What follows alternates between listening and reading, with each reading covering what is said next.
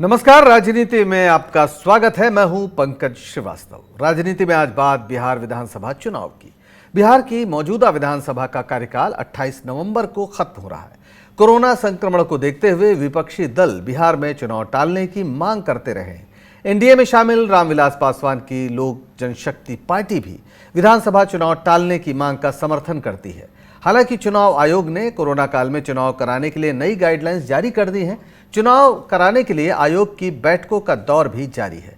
इससे साफ है कि चुनाव आयोग बिहार में तय समय पर चुनाव कराने की तैयारी में है। इस बीच बिहार में चुनाव टालने की मांग करने वाली याचिका को सुप्रीम कोर्ट में रद्द कर दिया गया है।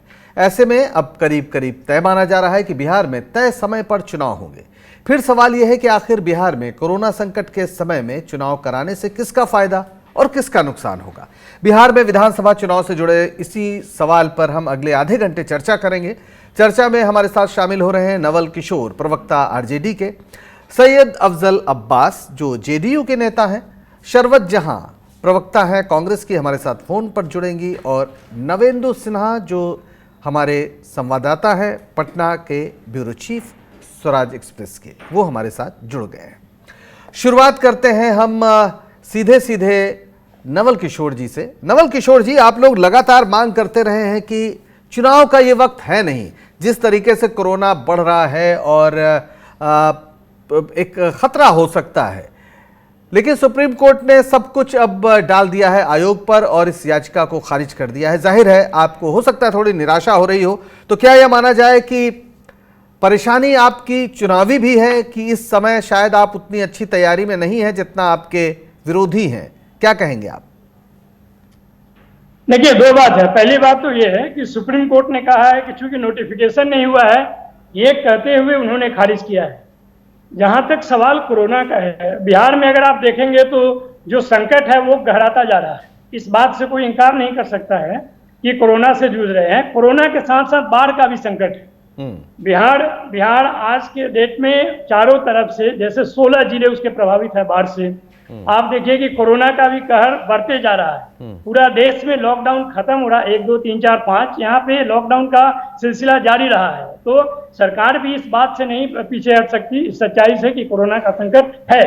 देखिए, चुनाव कराने का एक जो सबसे बड़ी संस्था है वो चुनाव आयोग है और उसका निर्णय सर्वमान्य हो गया, इसमें कोई दो राय नहीं है।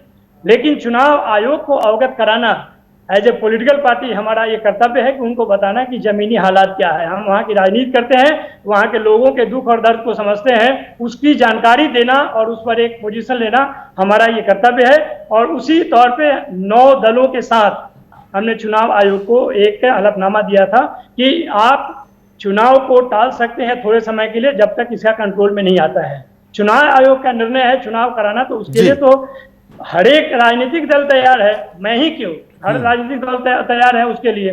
और जो सरकार में है उनको, उनके लिए यह विशेष अवसर है कि वो चाहते हैं कि इस विपरीत समय का, इस विपरीत काल का हम फायदा उठाएं। वो विपरीत काल से निकलने के लिए जनता का कोई भी काम नहीं किए हैं। वो कोरोना में चाहे टेस्ट, ठीक है, दोबारा आएंगे। अब आप अगले विषय पर हम दोबारा आएंगे। सैयद अफजल अब्बास साहब, आपको नहीं लगता है कि ये वक्त कोरोना को देखते हुए, बाढ़ को देखते हुए लोगों को तकलीफ से बाहर निकालने का ज्यादा है, ना कि चुनाव कराने का? और चुनाव हो सकता है उसकी एक औपचारिकता पूरी हो जाए, लेकिन जिसे हम कहते हैं कि चुनाव लोकतंत्र का उत्सव है, इस उत्सव में हमें वो खुशी देखने को नहीं मिलेगी। तो क्या यह बेहतर नहीं होता कि जैसे आपके सहयोगी दल लोक जनशक्ति पार्टी ने भी समर्थन किया है, आप लोग भी कहते हैं कि अभी कुछ दिन चुनाव रुक जाए तो ज्यादा बेहतर है?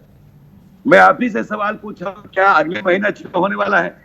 चुनाव नवंबर में, अक्टूबर नवंबर में होगा। बाढ़ का मसला भी खत्म हो रहा, पानी उतर चुका है। हम जितने भी रेस्क्यू करने की कोशिश कर रहे हैं, सबों को, लाखों लोगों को बाहर निकाल के लेके आए।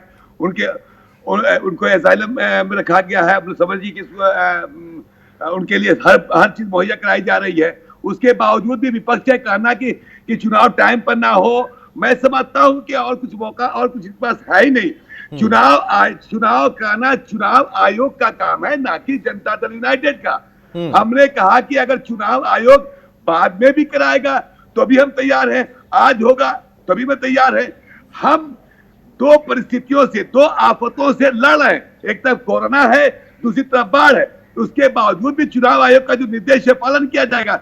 चिराग पासवान क्या कहते हैं ये उनका मसला है। हमने ये कभी नहीं कहा कि ऑन टाइम चुनाव हो, हम चुनाव आयोग के आदेशों का पालन नहीं, लेकिन अफजल साहब आप चुनाव आयोग के आदेशों का पालन करेंगे वो तो सब लोग बाध्य हैं, लेकिन चुनाव आयोग के सामने अपना एक बतौर एक जिम्मेदार दल, बतौर एक सत्ताधारी दल, आपकी भी तो एक राय होती है। चुनाव आयोग ऐसी ही राय लेकर बनता है, उस राय को भी तो आपको जाहिर करना होगा। इनकी कोई राय नहीं है।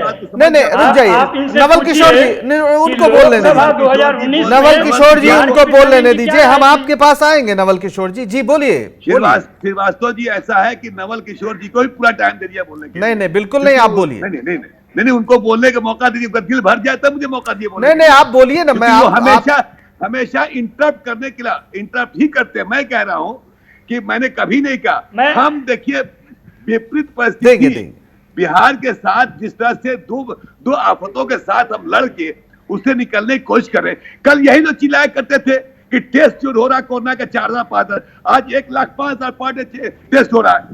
अब ये नहीं कहेंगे। हम विधानसभा में कोऑर्डिनेशन कमेटी बना दी गई थी, सारे दल के नेताओं को इकट्ठा कर दिया। आप बताइए मुझे क्या करना है, उसके बावजूद इनको चैन नहीं। चलिए ठीक है, आप जो बात कह रहे हैं वो ठीक है, टेस्ट हो रहे हैं, अच्छी बात है, लेकिन उससे कोरोना की जो दृश्य जो सामने आ रहा है वो कैसा है उस पर भी बात करें। शरवत जहां जी हमारे साथ फोन लाइन पे जुड़े। जी मैं आपके पास आऊंगा। शरवत जहां जी, आप कांग्रेस की नेता हैं। ये जो पूरा आया है कि चुनाव होगा और चुनाव आयोग तय करेगा, ये बिल्कुल सही है कि जो याचिका रद्द हुई है उसमें ये कहा गया है कि सुप्रीम कोर्ट की ओर से कि अभी तो कोई अधिसूचना जारी नहीं हुई, इसलिए अपनी ओर से सुप्रीम कोर्ट क्या करे और आयोग फिलहाल पूरी तैयारी में है। आपका क्या कहना है इसमें? क्या लगता है कि ये परिस्थिति ठीक है और इसमें चुनाव हो जाएगा, कोई दिक्कत नहीं है? देखिए, बाढ़ तो बिहार में हर साल आता है, उसके लिए एक बात मान लेंगे कि चलो बाढ़ के दरमियान इलेक्शन होते रहे हैं और हो जाएंगे, लेकिन कोरोना महामारी जो है वो पूरी दुनिया के लिए एक भयावह स्थिति बनाए हुए है। और सरकार की ये जिम्मेदारी बनती है कि अपने लोगों की हिफाजत करे, ना कि उनको झोंक दे मरने के लिए। और बिहार में क्या हालत है अभी कोरोना की हम सब जान रहे हैं। आयोग का जहां तक सवाल है, आयोग जो भी कहेगा वो सब पार्टी के लिए सर्वमान्य होगा। और रहा सवाल तैयारी का, तो हर पॉलिटिकल पार्टी इलेक्शन से 2 साल पहले से अपनी तैयारी शुरू कर देती है। तो कोई इलेक्शन से पीछे नहीं हट रहा, कोई इस बात से नहीं डर रहा कि हाँ मेरी तैयारी नहीं है और हम कहीं पीछे रह जाएंगे। जो भी नतीजा होगा वो अलग बात होगी, लेकिन तैयारी सब पॉलिटिकल पार्टी अपने हिसाब से करती है। लेकिन सरकार की जिम्मेदारी होती है अपनी आवाम की हिफाजत करना। तो सरकार को इसमें आगे बढ़ करके ये बोलना चाहिए था कि अभी इलेक्शन 2 महीने 3 महीने के लिए, या जब तक वैक्सीन ना आ जाए, जब तक दवा ना आ जाए, या जब तक कंट्रोल ना हो जाए कम से कम। अभी पटना की स्थिति आप समझ रहे होंगे कि क्या बुरी हालत है, और गांव की तो मत ही पूछ लीजिए। और गांव में ना तो सोशल डिस्टेंसिंग का पालन होता है, ना ही मास्क का पालन होता है। हम तो गांव में अभी कंस्टिट्यूएंसी में घूम करके आए, इसलिए हम बता सकते हैं, जिसकी वजह से वहां पे इतना ज्यादा फैलाव हो रहा है, हर दूसरा आदमी संक्रमित है, भले ही उनकी जांच न हो रही हो, क्योंकि जांच तो हो नहीं रही है, लेकिन हर दूसरा आदमी संक्रमित है। ठीक है, वो हम जरा इसी पर बात कर लेते हैं। हमारे संवाददाता नवेंदु जी हैं जो शायद बेहतर इस पे प्रकाश डालेंगे। नवेंदु जी, बिहार की फिलहाल कोरोना की क्या स्थिति है और जो चुनाव की बात हो रही है, चुनाव में इस समय चुनाव कराने में आखिर किसका नफा है, किसका नुकसान है? पंकज जी, देखें अभी जो है कोरोना की स्थिति, जो अभी अब्बास साहब कह रहे थे कि चुनाव अभी थोड़े हो रहा है, लेकिन चुनाव अभी नहीं हो रहा है। मतदान भले आप नवंबर में कराएंगे या जो भी तारीख घोषित होगी अक्टूबर में कराएंगे, लेकिन चुनावी प्रक्रिया तो शुरू हो जाएगी, जो मान के चला जा रहा है कि सितंबर के पहले हफ्ते से।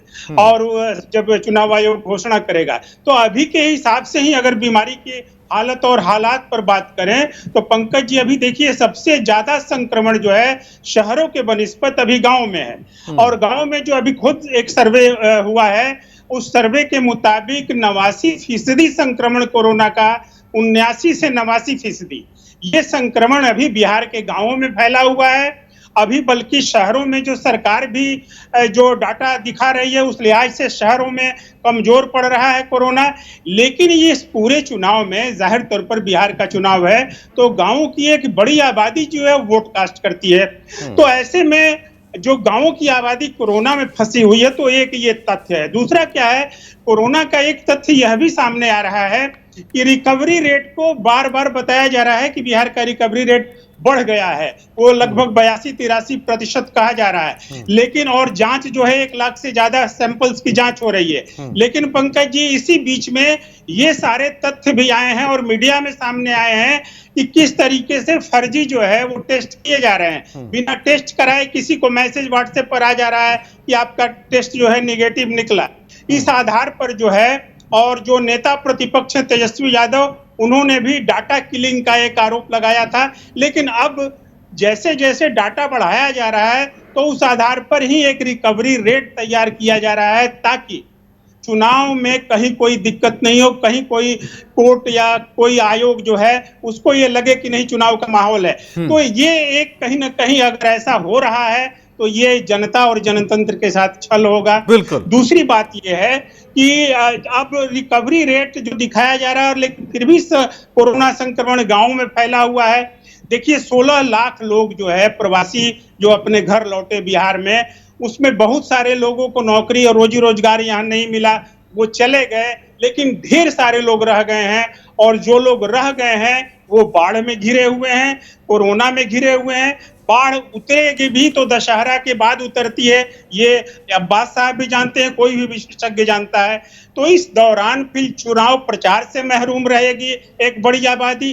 तो जाहिर तौर पर नफा नुकसान की बात है, तो ये नफा नुकसान उन दलों का होगा जिन दलों का आधार जो है गरीबों के बीच है, जिन दलों का आधार जो है जो सामाजिक न्याय की पार्टियां हैं उनका होगा, चाहे वो जेडीयू हो चाहे आरजेडी हो, जिनका भी होगा। लेकिन जो गरीब जन आधार के लोग हैं वो बिल्कुल, यानी लोकतंत्र में गरीबों की उस तरह से भागीदारी नहीं हो पाएगी। अब्बास साहब, लेकिन एक ये तो बात सही है, बहुत सी ऐसी खबरें आई हैं, अखबारों में भी हमने पढ़ा, दिल्ली में भी छपी हैं, कि लोगों को भेज दिया जाता है मैसेज मोबाइल पर कि आप कोरोना मुक्त हो गए, जबकि उनकी कोई जांच ही नहीं हुई होती है। क्या आंकड़ों में जो फर्जीवाड़ा का आरोप लग रहा है, क्या आपको लगता नहीं कि वो इसलिए है कि चुनाव में चीजें दुरुस्त रहें, चुनाव आयोग के सामने हम तस्वीर बेहतर पेश कर सकें? नहीं, आपकी बात देखिए, 1-2 केसेस सासाराम और भागलपुर खाल पर भूल रहा हूं मैं, 2-3 जगह की बातें ऐसी आई थी कि टेस्ट हुआ नहीं, उनका रिपोर्ट चला गया। मैं इसको तस्लीम कर रहा हूं, एक्सेप्ट कर रहा हूं, लेकिन उसके अलावा कहीं आया तो बता दिए। देखिए, कहीं कभी टेस्टिंग या और ये टैली का या डाटा का प्रॉब्लम हुआ है, उससे मैं कतई इनकार नहीं कर रहा हूं। लेकिन मतलब ये नहीं कि 1-2 केस को लाख टेस्टिंग को जोड़ दिया जाए, ये मुमकिन नहीं है। ये शासन नाइंसाफी होगी। जिन लोगों ने गलती की उसको सजा मिली, और मिलनी भी चाहिए। हम ये मान के चल रहे हैं कि बिहार सरकार, बिहार के माननीय मुख्यमंत्री, पार्टी के राष्ट्रीय अध्यक्ष के जबान से कभी ये नहीं निकला, या पार्टी के नेताओं ने नहीं कहा कि हम चुनाव से भाग रहे, चुनाव आज हो 6 महीने के बाद हो। केंद्र सरकार बल्कि यूं क्या, बल्कि चुनाव आयोग जो है उसको चुनाव जब कराएगी उसका हम सम्मान करेंगे। अगर जहां बारिश का सवाल है, सुनिए आपके अगर बारिश का सवाल है और उसके बाद आप कह रहे हैं कि कोरोना का सवाल है, कोरोना ये कोई आज ही, जब तक ये वैक्सीन नहीं आ रहा तब तक ये पूरी तरह से मुक्त नहीं हो पाएगा। हम बिहारी नहीं, पूरी दुनिया इससे परेशान है। बाढ़ की जहां स्थिति है, बाढ़ को हम लोग कंट्रोल करके हम उनको पुनर्वास की बात कर रहे हैं। लेकिन कोरोना आप रोक नहीं पाएंगे, लेकिन उसको बढ़ाने में चुनाव की पूरी प्रक्रिया एक बड़ी वजह हो सकती है। लोग लगातार निकलेंगे, 1000 लोगों का आप बूथ बनाने की बात हो रही। नहीं, ये ठीक नहीं। एक मिनट ठीक है। अब हम नवल किशोर जी सुनिए, मैं इसका जवाब दे दूं। नहीं, जवाब आप अगली बार दे दीजिएगा, फिर आएंगे आप पास। नवल किशोर जी वो कह रहे हैं कि भाई चाहे जब होगा चुनाव हम कराएंगे, और कोरोना तो जब वैक्सीन आएगी तभी ठीक होगा ना, अभी तो लोकतंत्र स्थगित नहीं किया जा सकता। क्या कहेंगे आप? देखिए, नीतीश कुमार जी जो बात बोलते हैं जो कहते हैं वो करते नहीं है, जो करते हैं वो कहते नहीं है। आप ये भूल गए क्या? अभी हाल फिलहाल में जो वीडियो वायरल हुआ था जिसमें उनको कहते हुए पाया गया था कि चुनाव तो नोटिफाई हो जाएगा सितंबर में, तो इस बात की जानकारी वो पता कर चुके हैं कि चुनाव होगा ही किसी स्थिति में। रही बात सवाल की, चुनाव के सवाल की, तो चुनाव में तो लोग पूछेंगे ना कि प्रवासी मजदूर आए, तो नीतीश कुमार बोल रहे थे कि पहले तो प्रवासी शब्द ही गलत है, दूसरा उन्होंने बोला कि प्रवासियों का हम स्किल मैपिंग कर रहे हैं। वो स्किल मैपिंग कहाँ गया जबकि लोग वापस जा रहे हैं और उनको कोई रोजगार नहीं मिल रहा है। दूसरी बात कि जिस बाढ़ का नाम लेकर वो कहते हैं कि बाढ़ को कंट्रोल करते हैं, बाढ़ तो बहुत पहले से आ रहा है। विगत 15 सालों में कई बार बाढ़ आए और बाढ़ के राहत भी मिले उनको। यूपीए 2 में उनको 800 करोड़ मिले रुपए। ये तो बाढ़ को रेगुलर सोर्स ऑफ इनकम के तौर पे इस्तेमाल करते हैं। यही कारण है कि कहीं कहीं बांध टूट जाता है, कहीं पुल टूट जाता है और सुशासन का पोल भी उसी तरह से खुलते जाता है। तो ये बात तो जानना जरूरी है ना। जहां तक आप पूछते हैं कि फायदा किसका होगा और घाटा किसका होगा, इस चुनाव में बिहार की जनता ने सुशासन का दर्द भुगता है। जिस सुशासन का नाम लेकर पिछले 15 साल से नीतीश कुमार अपना मुखौटा बनाए हुए हैं, यह सच्चाई होते हुए कि उन्होंने 2005 के बाद एक भी विधानसभा चुनाव नहीं लड़े, लेकिन सबसे लोकप्रिय चेहरे जदयू और भाजपा के लिए वही हैं। एक भी चुनाव उन्होंने नहीं लड़ा है कोई बात विधानसभा का 2005 अब वो कानून हमारे यहाँ इसकी इजाजत देता है। नवल किशोर जी, नहीं लड़ा है तो इजाजत देता है कानून। अब उसकी आप मांग करिए कि इसको हटाया जाए। बहरहाल हम एक छोटा सा ब्रेक लेते हैं, ब्रेक के बाद हाजिर होंगे फौरन। राजनीति में बने रहिए हमारे साथ।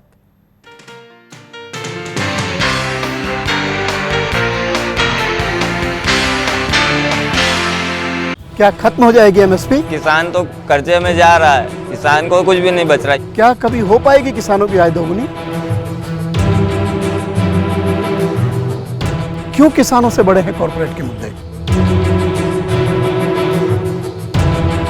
क्या कभी मिल पाएगी हमारे किसानों को भी पश्चिमी देशों के किसानों जैसी सब्सिडी?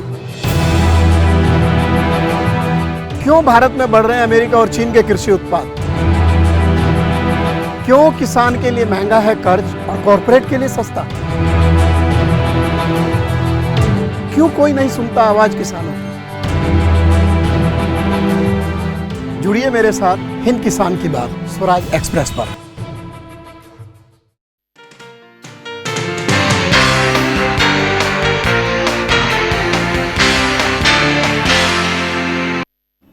राजनीति में एक बार फिर आपका स्वागत है। आज हम बात कर रहे हैं बिहार में चुनाव की स्थिति पर। सुप्रीम कोर्ट ने साफ कह दिया है कि बिहार में चुनाव कराना, कब कराना, ये सब चुनाव आयोग के पास है। उसने इस संबंध में एक दायर की गई याचिका को रद्द कर दिया है। हमारे साथ तमाम दलों के नेता हैं। कांग्रेस की ओर से सरवत जहां हमारे साथ फोन लाइन पर जुड़ी हुई हैं, उनसे हम बात कर लेते हैं। पिछली बार उनको समय हम कम दे पाए थे। सरवत जी, कहीं आप लोग इस पूरे प्रचार के खेल में पिछड़ गए हैं, इस वजह से आप घबरा रहे हैं चुनाव में जाने से? इस वक्त ऐसा कहा जा रहा है। बीजेपी और जेडीयू काफी आगे है प्रचार के मसले में, और इस समय खास तौर पर जब कोरोना है तो जाहिर है प्रचार में मुश्किलें आएंगी और ज्यादातर टेक्नोलॉजी वगैरह का इस्तेमाल होगा जिसमें आप शायद उतनी सक्षम नहीं है, इसलिए आप हिचक रहे हैं। क्या ये बात सही है? पंकज जी, पॉलिटिकल पार्टी कभी पिछड़ती नहीं है। पॉलिटिकल पार्टी अपने हिसाब से पूरी तैयारी लगी रहती है। इलेक्शन का जब साल आ जाता है उससे 1 साल 2 साल पहले से अपनी तैयारी में लगी होती है। और हम समझते हैं कि कांग्रेस पार्टी ने भी अपनी जो एक अपनी ओर से तैयारी होनी चाहिए उसकी शुरुआत कर भी दी है और चल भी रहा है हमारा प्रोग्राम। रहा सवाल की इलेक्शन में पिछड़ जाने का या इलेक्शन में क्यों नहीं हम जाना चाहते हैं, ऐसा बिल्कुल नहीं है। बिहार की आवाम सबसे पहले जरूरी होती है ना। आपने अभी खुद नवेंद्र जी ने कहा कि बिहार में क्या हालत है कोरोना की, और इलेक्शन में एक बूथ पे 1000 आदमी जाएगा। आप समझ रहे हैं कि उसका अंजाम क्या होगा? ये तो सरकार की जिम्मेदारी होनी चाहिए थी कि सरकार को खुद आगे आके कहना चाहिए था, अरे आपकी सरकार चल रही है, 2 महीना आगे बढ़ जाएगा इलेक्शन। तो ऐसा नहीं है कि आपकी सरकार आपके हाथ से निकल जाएगी। आपकी हाथ से निकलनी होगी तो आज भी निकल जाएगी और आगे भी निकल जाएगी। आपको एक्चुअली डर इनको है, ये चाहते हैं कि इस महामारी में जल्दी से चुनाव करा दो और जैसे तैसे करके अपनी सरकार बना लो। लेकिन इस बार की जो आवाम है और इस बार की जो रिजल्ट पे चर्चा हम लोग क्या करें, अभी हालात पे चर्चा कर रहे हैं। बहरहाल अफजल अब्बास साहब, एक बात तो है कि बहुत सारे सवाल उठ रहे हैं, खास तौर पर जो अभी गाइडलाइंस आई हैं उसमें यहां तक है कि संदेहास्पद जो संदिग्ध होंगे उनको कोरोना के उनको हम बैलेट पेपर दे देंगे। इस पर बहुत से सवाल उठ रहे हैं विपक्षी दलों की ओर से कि ये कहीं ना कहीं सत्ताधारी दल है उसके हित में या उसके फायदे में ये सब इस्तेमाल होगा। आखिर इस मुद्दे पर जब पूरी एक विधायिका यानी सभी राजनीतिक दल एक पेज पर क्यों नहीं है ताकि सबको समान अवसर मिले, क्या कहेंगे आप? देखिए, जहां तक विपक्ष का कहना यह है कि हमारी हुकूमत है और हम उतना काम नहीं कर पाए, बाढ़ पे काम नहीं कर पाए और बाढ़ के लोग लाखों लोग जो परेशान हाल हैं, कांग्रेस की जो प्रवक्ता बैठी हुई है वे बोल रही है, आरजेडी की बोल रहे हैं। मैं समझता हूं कि अगर हमने काम नहीं किया, हमें ये पहले बताइए हमने काम नहीं किया, और लगता है कि लाखों लोग हमारी पार्टी एनडीए से नाराज हो जाएंगे, वोट नहीं देंगे, उसके बावजूद भी इनके मुताबिक वसीयत है कि हम टाइम पे कराएंगे, तो फायदा इनको उठा लेना चाहिए। सवाल तो ये होता ना, इनको तो और अच्छा है कैश करते कि आपने तो कुछ नहीं किया, 70-80 लाख बाढ़ पीड़ित लोग थे, आपने कुछ नहीं किया, 70-80 लाख का वोट आपको मिल जाएगा। हम अपने काम के एतबार पे हमने जो जितना सीमित साधनों में बिहार सरकार जितना कर सकती थी उससे बढ़ के की है। हाँ, कमियां कुछ रही होंगी, इससे इनकार नहीं किया जाता। अगर आपके लॉजिक पर बात कर लेते हैं। नवल किशोर जी, आप ही से पूछ रहा हूं। नवल किशोर जी, अगर लोग नाराज हैं तो समय पर चुनाव होगा तो लोग आपको वोट दे देंगे, उनको नहीं देंगे, ये एक लॉजिक है, तो ठीक है। इसमें आप कैसे, आपको क्या परेशानी? देखिए, ये बिल्कुल बेहद संवेदनहीन डिबेट है, जिसमें आप कहते हैं कि कोरोना से जो प्रभावित लोग हैं, बाढ़ से प्रभावित लोग हैं, उस प्रभावित होने के कारण वो वोट दें। आप ये क्यों भूल जाते हैं कि आज भी चुनाव में जाएंगे तो 40 प्रवासी लोग मजदूरों का समस्या रहेगा, उसमें लाखों लोग जो संक्रमित हुए हैं इनके नजरअंदाज से, इनके जो तैयारी नहीं हुए लॉकडाउन में उसके कारण, इस बात को कैसे भूल सकते हैं? सबसे अधिक बेरोजगार बिहार में है, ये कौन भूल सकता है? सबसे ज्यादा गंदे शहर बिहार में है, ये कौन भूल सकता है? पिछले 15 सालों में 57 से अधिक घोटाले हुए हैं, कौन भूल सकते हैं? आप सुशासन की बात तो नहीं करें। हमारा सवाल इस मुद्दे पे नहीं है, हमारा सवाल है कि अगर कोरोना से प्रभावित लोग हैं, उसके दर्द में गरीब है, उसके दर्द में, अगर बाढ़ के दर्द में गरीब है, तो चुनाव को रोका जा सकता है। चुनाव रोकने का मतलब ये नहीं है कि उसको सालों साल तक रोका जा सकता है। चुनाव को पीछे करके लोगों के समस्याओं का समाधान करना प्राथमिकता है। ठीक है, पूछ लेते हैं, हम बात कर लेते हैं अपने हमारे वरिष्ठ साथी जो है नवेंदु जी। क्या ये वाकई संवेदनशीलता का मसला है कि एक तरफ ये कहा जा रहा है कि भाई ठीक है, आप जाइए वोट ले लीजिएगा अगर लोग नाराज हैं, लेकिन सच तो ये है कि इस हालत में बहुत बड़ी तादाद गरीबों की होगी जो शायद अपने वोटिंग राइट्स का इस्तेमाल न कर सके। ये भी एक बात है। बिल्कुल बिल्कुल पंकज जी, और ये हकीकत है। देखिए, पहले सेगमेंट में भी जो मैंने कहा है कि एक तो सबसे बड़ा सवाल यही है कि कोरोना किस हाल में है, ये इसको एक्सेप्ट करना, सच्चाई को मानना ये जरूरी होगा। तो इससे बहुत सारी चीजें निर्धारित होती हैं। तो इस सच्चाई को ही कहीं न कहीं इसके साथ छेड़छाड़ तो हो रही है। अगर मान लीजिए कि कोरोना की स्थिति बहुत सुंदर हो जा रही है, बहुत ही स्वस्थ लोग हो जा रहे हैं, तो ठीक है, कोई दिक्कत नहीं है। लेकिन अभी जो हालात हैं वो तो बता रहे हैं कि कोरोना महामारी अभी गांवों में फैल गई है और ये जल्दी से अभी वहां निकलने वाली नहीं है। अब तो बिहार को 4 महीने 5 महीने हो गए, शहरों में मान लीजिए खुद सरकार कह रही है कि कमजोर पड़ा है, तो गांव में तो अभी ये शुरू ही हुआ है, भारी पड़ेगा अभी तो नवंबर दिसंबर तक तो ये स्थिति गंभीर रहेगी। तो एक बात ये तो संवेदनहीनता का मसला है कि कोरोना का जो सवाल है। दूसरा है कि बाढ़ जिस तरीके से घिरी हुई है चारों 16 जिलों में, और कहें कि अभी भी 33% जो है वो आबादी जो है वो बाढ़ से प्रभावित है, तो उस लिहाज से कितना पार्टिसिपेट करेंगे लोग, ये एक बड़ा सवाल है। दूसरी बात है कि जो चुनाव आयोग ने नई जो गाइडलाइन तय की है उस पर भी राजनीतिक दलों को लेकर के वो अनकंफर्ट फील कर रहे हैं। देखिए, सवाल सिर्फ ये नहीं है कि जो वर्चुअल जो पद्धति है उसमें कुछ दल जो धनवान दल हैं या समृद्ध दल हैं वो आगे जरूर हैं। जो अभी आपने कांग्रेस से सवाल पूछा, कांग्रेस भी अब जो है वर्चुअल होड़ में लग गई है। तो जेडीयू, बीजेपी और फिर कांग्रेस, ये 3 बड़े दल हैं, ये संपन्न हैं, ये कर सकते हैं। लेकिन और जो दल हैं, जैसे पप्पू यादव की पार्टी कह रही है कि 150 सीटों पर लड़ेंगे, अगर जीतन राम मांझी एनडीए में आते हैं तो ठीक, नहीं आते हैं तो भी जो है उनको अपनी पार्टी के लिए क्या इंतजाम करना पड़ेगा। ऐसी आरएलएसपी है, उपेंद्र कुशवाहा की पार्टी है। तो छोटी पार्टियां वो संसाधन नहीं जुटाएंगी, और नहीं जुटाएंगी तो इसका सोचना चुनाव आयोग का भी काम था, इसका सोचना सरकार का भी काम था, वो नहीं सोचा गया। तो इस मामले में एक संवेदनहीनता जरूर बिल्कुल। अफजल अब्बास साहब, आप तो पुराने समाजवादी हैं, तो अगर हम महात्मा गांधी की याद करें जो कहते थे कि जो लोकतंत्र है वो सच्चा लोकतंत्र तभी मूर्त रूप ले सकता है जब गरीबों को भी उतना अवसर हो जितना अमीरों को अवसर है। कहीं ऐसा तो नहीं है कि इस असंतुलन का आप लाभ लेना चाहते हैं, क्योंकि इस समय छोटे दल और तमाम लोग बाहर हो जाएंगे रेस से? बिल्कुल नहीं, हमारे वोटर ग्रामीण हैं। आप शहरों के बनिस्बत ग्रामीण से जो आने वाले वोटर हैं वही हमारे वोटर हैं। वो जो समाजवादी विचारधारा के हों या फिर जो लोग भी हो, या आरजेडी अपने आप क्लेम करती है कि हम भी समाजवादी विचारधारा के हैं, लेकिन अब्बास साहब यहीं पे काउंटर क्वेश्चन पूछूंगा कि गांव में आपके जो है वोटर हैं और गांव में कोरोना विस्फोट फैल रहा है, अगर तो आपको क्या उनकी चिंता नहीं है? अपने वोटर्स की भी आपको चिंता नहीं है? देखिए, मैं बड़ी ईमानदारी से मैं कह रहा हूँ, फिलहाल मैं अपने घर से आपके स्काइप पे जुड़ा हूँ। अब मैं छपरा जिला का रहने वाला हूँ, एक छोटे से कस्बे का रहने वाला हूँ। मैं अपने 40 किलोमीटर में मुझे अभी तक कोई इंफॉर्मेशन नहीं मिला है। हाँ है, कहीं होगा तो मुझे पता नहीं। शहरों में जरूर नजर आ रहा है कि कोरोना है, लेकिन अगर सोशल डिस्टेंसिंग का पालन करते हुए अगर कतार में जो 2 लाइन लगती है, हम 10 लाइन लगा दें, डिस्टेंस कर दें, मतलब कि अगर एक वोटर दूसरे वोटर की दूरी 2 मीटर से ज्यादा की हो, मैं समझता हूँ कोई एतराज नहीं होना चाहिए। लेकिन विपक्ष बजित इसलिए है कि वो अपने आप को कमजोर अब्बास साहब, जो बूथ की बात आई है उसमें 1000 वोटर पे बूथ बनाने की आई और ये काफी डराने वाला है। 1000 बहुत होते हैं। बहरहाल नवल किशोर जी, सरकार की ओर से बड़ा लेकिन आश्वासन है, वो कह रहे हैं कि हम सब देख लेंगे, हम सब लोग दूरी बनाकर वोट वगैरह दिया जाएगा, कोई ऐसी दिक्कत नहीं है, तो ठीक है, हो जाने दीजिए। चलो देखिए, इनको पूरा बिहार देख चुका है, सृजन में इनको देख चुका है। मुजफ्फरपुर शेल्टर होम लेके कहते हैं कि हम शर्मसार हैं और उसके मंत्री को बचा रहे थे। इनको लोग देख चुका है कि ये किस तरह से देखते हैं।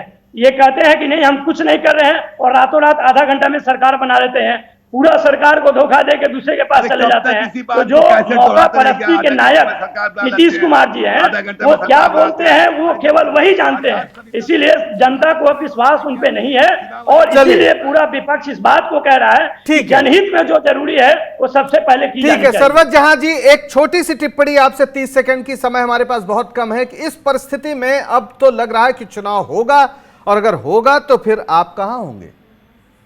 कांग्रेस पार्टी बहुत अच्छी स्थिति में होगी। हमें लगता है कि विपक्ष इस बार बहुत अच्छी स्थिति में होगा। सरकार को लोग सबक सिखाने के लिए तैयार है, खास करके इस कोरोना की वजह से।